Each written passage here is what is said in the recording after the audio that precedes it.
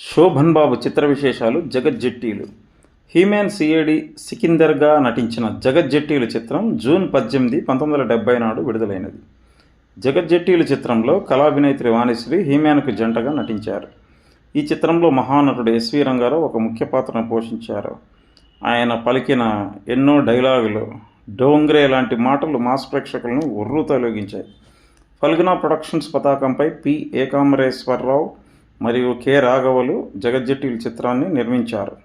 ఈ చిత్రం విజయవంతం కావడంతో ఇదే బ్యానర్పై శోభన్బాబు వాణిశ్రీలతో జగజ్జెట్టీలు అనే క్రైమ్ థ్రిల్లర్ను మరుసటి సంవత్సరంలో నిర్మించారు. దర్శకరత్న దాసరి నారాయణరావు మాటల రచయితగా పరిచయమైనది జగజ్జెట్టీలు చిత్రంతోనే.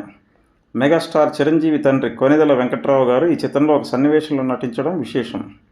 జగజ్జెట్టీలు చిత్రం లక్ష్మీ ఫిలిమ్స్ ద్వారా విడుదలైనది. ఈ చిత్రానికి థియేటర్ల వివరాలు ప్రకటించలేదు కంపెనీదారులు. జగజ్జెట్టీలు చిత్రం విజయవాడ వినోదలో 50 రోజులు డైరెక్ట్గా ప్రదర్శించబడినది.